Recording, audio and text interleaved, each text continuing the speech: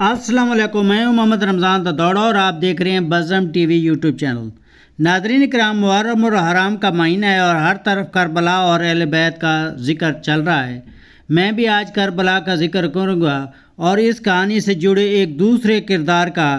یہ ایک ایسا متنازع شخص کے بارے میں ہے جس میں بے شمار لوگوں کو معلومات ہی نہیں یا انہیں معلومات فراہم نہیں کی گئی۔ وہ کردار ہے یزید کا۔ تو ناظرین کرام، چینل کو کر لیں سبسکرائب اور کرتے ہیں ویڈیو سٹارٹ۔ دوستو، یزید کو لے کر 5 مختلف آراء پائی جاتی ہیں۔ ایک گروپ کہتا ہے کہ یزید ذلیل اور کافر ہے۔ دوسرا گروپ کہتا ہے کہ کافر تو نہیں، البتہ اللہ کی لعنت بھیجنی چاہیے۔ تیسرا گروپ کہتا ہے کہ یزید کلمہ گو ہے، اس لیے لعنت نہیں کرنی چاہیے۔ چوتھا گروہ کہتا ہے کہ جو ہونا تھا ہو گیا، ہم اس معاملے میں خاموش ہی رکھنی بہتر ہے۔ پانچواں گروہ وہ ہے جو یزید کو جلیل القدر شخصیت کے طور پر سامنے لاتا ہے۔ تو سب سے پہلے تو یہ ہے کہ یزید صحابی نہیں، وہ امیر معاویہ کا بیٹا تھا۔ کربلا واحد ثانیہ ہی نہیں جو یزید کے 3 سالہ دور میں ہوا۔ دوسرا بڑا ثانیہ 62 ہجری میں ہوا، جب یزید کو مدینہ منورہ سے ایک بغاوت کا سامنا کرنا پڑا۔ یزید نے ایک بہت بڑی فوج تیار کی اور مدینہ پر چڑھائی کی، مدینہ منورہ کا محاصرہ کیا۔ مدینہ جس جرنیل کو بھیجا اس کو واضح ہدایت کی اور اس جرنیل کا نام مسلم بن عقبہ تھا۔ یزید نے ان کو کہا کہ پہلے جاؤ، ان کو دعوت دو، اگر وہ نہ مانے تو لڑائی کرنا، تو تم اس پر قابو کر لو تو 3 دن کے لیے مدینہ کو مباح کرنا۔ مباح کیا ہے؟ مباح کو عام طور پر لائسنس ٹو کل، مباح license to kill into 10، it is license to loot, it is license to blunder, it is license to rape, it is license to burn. صرف 3 دن کے عرصے میں 11,000 لوگوں کو قتل کیا، جس میں بیشتر صحابہ کرام اور ان کے گھر والے تھے۔ ابن کثیر میں یہ سب کچھ موجود ہے۔ اس سے چند ماہ بعد مدینہ منورہ میں ان لشکر والوں نے نوجوان لڑکیوں سے ریپ کیا کہ 1,000 لڑکیوں نے بغیر شوہر کے بچے پیدا کیے، جو کہ اسلام کی تاریخ کا بدترین ثانیہ ہے۔ اس بارے میں آپ کو نہ تو بتایا گیا اور نہ آپ نے کوئی چیز جاننے کی کوشش کی۔ تیسرا بڑا واقعہ بیت اللہ پر حملے کا ہے۔ حضرت امام حسین کی طرح حضرت ابن زبیر نے یزید کی خلافت کو تسلیم نہ کیا۔ اس نے مکہ میں حکومت قائم کر رکھی تھی۔ اب مکہ کی ریاست کو کچلنے کے لیے یزید نے اپنی ریاست کے 3 سال وہاں لشکر بھیجے۔ مدینہ میں جو کچھ ہوا تھا تاریخ میں لکھا ہوا ہے۔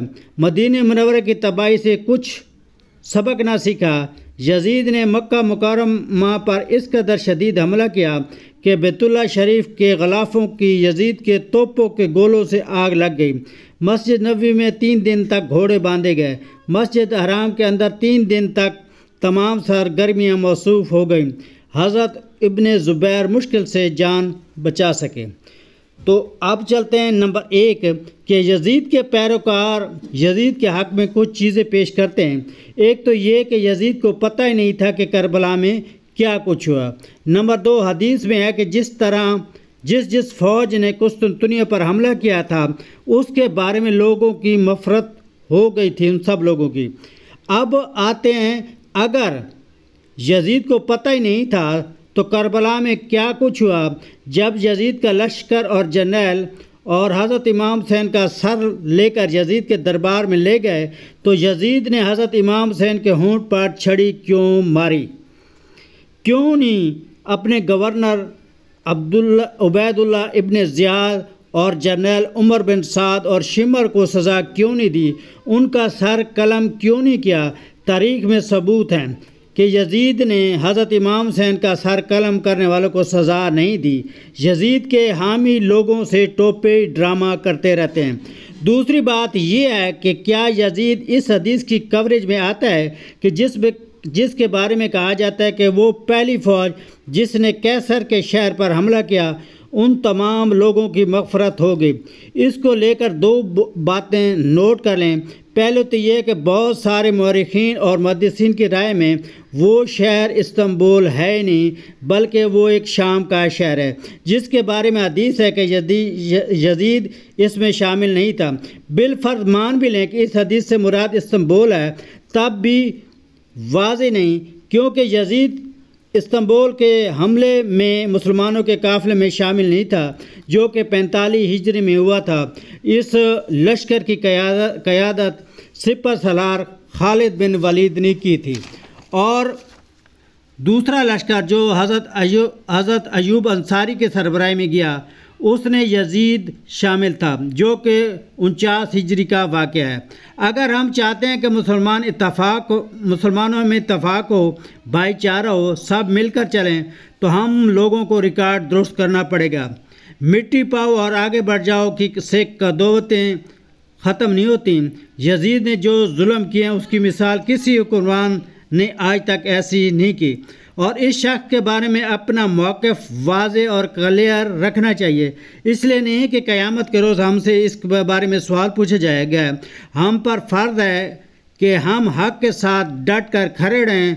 حق اور حسین ایک ساتھ کھڑے تھے، اور یزید باطل اور ظلم دوسری طرف کھڑے تھے۔